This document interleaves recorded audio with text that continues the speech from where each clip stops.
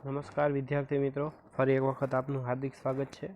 ગઈકાલે આપણે વાત કરી હતી કે કોઈ બિંદુવત વિદ્યુત ભારના લીધે વિદ્યુત ક્ષેત્ર ઉત્પન્ન થાય છે તેનું સમીકરણ આપણે તારવ્યું હતું। તેનું સમીકરણ પણ આપણને આ રીતે જોવા મળ્યું હતું કે આ કોઈ બિંદુવત ઉદ્ગમ હોય, બિંદુવત વિદ્યુત ભાર હોય, તેનાથી આર અંતર ઉપર કોઈ આપણને કેટલું વિદ્યુત ક્ષેત્ર મળશે, તો એ આર અંતર ઉપર રહેલા વિદ્યુત ક્ષેત્રનું સૂત્ર આવી રીતના આપણને મળતું હતું કે અહીં આગળ વિદ્યુત ભાર ક્યુ છે તો કે ક્યુ અપોન, અને જો આ ડિસ્ટન્સ આર હોય તો K Q upon R square into R caret. R caret એટલે આ દિશાની અંદર એકમ સદિશ છે જે દિશા દર્શાવવા માટે વપરાય છે, K Q upon R square into R caret આ આપણને વિદ્યુત ક્ષેત્ર આપે છે। અને જુદા જુદા કોઈ પણ દિશામાં અને કોઈ પણ અંતર ઉપર આપણને વિદ્યુત ક્ષેત્ર આ સમીકરણની મદદથી આપણે મેળવી શકીએ છીએ।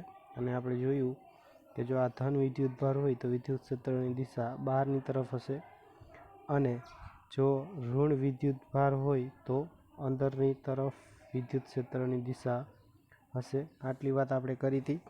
હવે આગળના ભાગની અંદર આપણે વાત કરીએ કે એક કરતાં વધારે વિદ્યુત ભારો હોય, એટલે કે વિદ્યુત ભારોનું તંત્ર હોય, તો વિદ્યુત ક્ષેત્ર કોઈ પણ બિંદુએ કેટલું થાય, તો આપણને ખ્યાલ છે કે આ વિદ્યુત ભાર બધા જ વિદ્યુત ભારોના લીધે પહેલાં તો આપણે આ બિંદુ ઉપર વિદ્યુત ક્ષેત્ર શોધી લેશું અને પછી બધાનો સદિશ સરવાળો કરી લેશું। તો આવું વિદ્યાર્થી મિત્રો આ વસ્તુને આપણે વિગતવાર સમજીએ। આની અંદર પ્રશ્ન આવી રીતના બનશે કે એન બિંદુવત વિદ્યુત ભારોના તંત્રના લીધે, વિદ્યુત ભારોનું આખું તંત્ર છે, એ તંત્રમાં એન વિદ્યુત ભારો છે બિંદુવત, તેના લીધે કોઈ બિંદુએ વિદ્યુત ક્ષેત્રનું સૂત્ર આપણે મેળવવાનું છે। તો અહીંયા આગળ આપણે વાત કરીએ, આપણે આકૃતિમાં ટોટલ 4 વિદ્યુત ભારો લીધા છે, એક Q1, Q2, Q3 અને Q4, અને કોઈ બિંદુ P, આ P બિંદુ છે, P બિંદુ પાસે આપણે વિદ્યુત ક્ષેત્ર શોધવું છે। તો હવે અહીંયા આગળ જોઈએ આપણે તો Q1ના લીધે વિદ્યુત ક્ષેત્ર, તો કે Q1 અને Pને જોડતી દિશામાં અને ધન વિદ્યુત ભાર હોવાથી બહાર તરફ, એટલે E1 આકૃતિમાં આપણને દેખાય છે કે આ E1 દિશામાં વિદ્યુત ક્ષેત્ર છે। એવી જ રીતના આ Q2 વિદ્યુત ભારના લીધે, તો કે Q2 અને P બિંદુને જોડતી રેખામાં E2 વિદ્યુત ભાર મળશે। E1ની આપણે વાત કરીએ તો E1 છે એની અંદર E1ની વાત કરીએ તો E1 અને P વચ્ચેનું ડિસ્ટન્સ કેટલું છે, R1P। તો એના માટેનું સમીકરણ આપણે લખી શકશું E1 તો 1/4πε0 Q1 છેદમાં R1P² અને દિશા કઈ થશે, આ દિશા થશે। એ દિશાને આપણે શેના વડે દર્શાવશું, R1P કેરેટ વડે દર્શાવશું। એવી જ રીતના E2ની આપણને ખ્યાલ આવી ગયો કે E2 એનું આપણે સમીકરણ લખીએ 1/4πε0 Q2 છેદમાં R2P, કારણ કે P અને Q2 વચ્ચેનું અંતર R2P છે, તો એ આપણે લખ્યું। એવી જ રીતના Q3ની વાત કરીએ તો Q3ના લીધે P બિંદુ પાસે ઉત્પન્ન થતું વિદ્યુત ક્ષેત્ર કઈ દિશામાં હશે, તો કે Q3 અને P બિંદુને જોડતી દિશામાં અને Q3થી બહાર તરફ, કારણ કે Q3 વિદ્યુત ભાર ધન છે એટલે ઉપરની દિશા શિરોલંબ દિશામાં થશે E3, અને એનું આપણે સમીકરણ લખીએ તો કઈ રીતના થશે, તો કે આ અને આ P બિંદુ વચ્ચેનું ડિસ્ટન્સ કેટલું છે, R3P।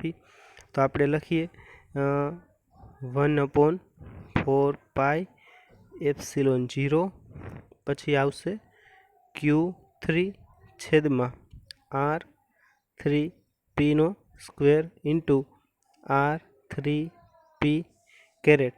તો આવી રીતના Q3 માટે લખી શકાય।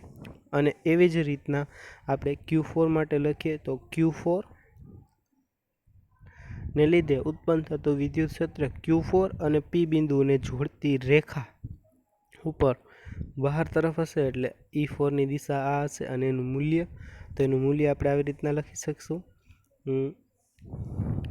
1/4 4πε0 Q4 છેદમાં R4P ઇન્ટુ R4P કેરેટ.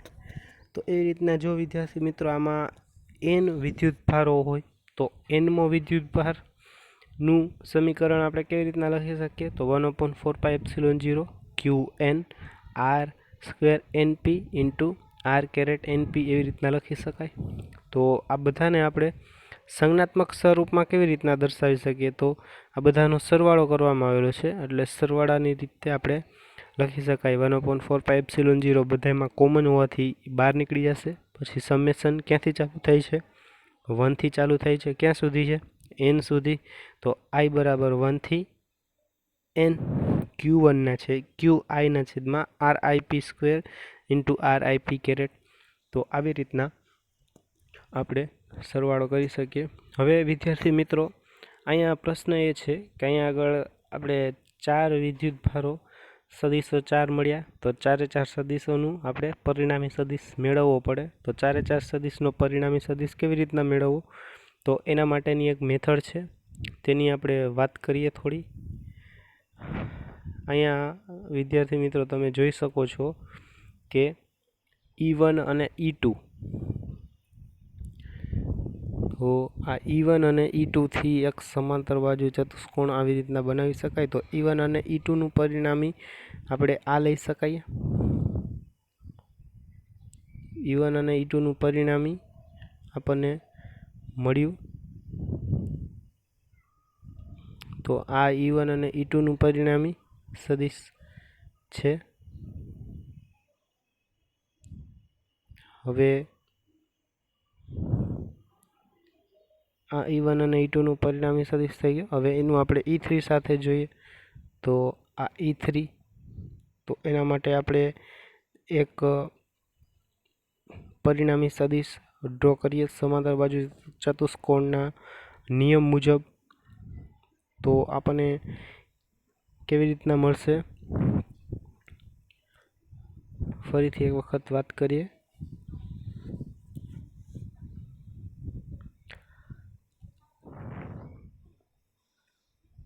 વિદ્યાર્થી મિત્રો પહેલાં E1 અને E2 ની વાત કરીએ આપણે. તો કે E1 અને E2 સદિશનો પરિણામી સદિશ તો કે બેની વચ્ચે થઈને પાસ થતો હોય એવો આપણને એક સદિશ મળશે. એવી જ રીતના જો આપણે વાત કરીએ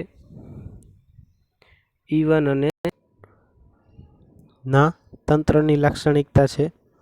પછી અવકાશમાં દરેક બિંદુએ ક્ષેત્ર વ્યાખ્યાયિત થાય છે આગળ જોઈએ અને એકથી બીજા બિંદુએ બદલાય છે. બીજું વિદ્યુત ક્ષેત્ર સદિશ રાશિ છે કારણ કે બળ છે એ સદિશ રાશિ છે અને બળના ઉપયોગથી આપણે વિદ્યુત ક્ષેત્ર વ્યાખ્યાયિત કર્યું છે. હમણાં જ આપણે વાત કરી હતી આગળના લેક્ચરમાં કે વિદ્યુત ક્ષેત્રની દિશા કઈ દિશામાં હશે? બળની દિશામાં હશે. વિદ્યુત ક્ષેત્રની દિશા બળની દિશામાં હશે.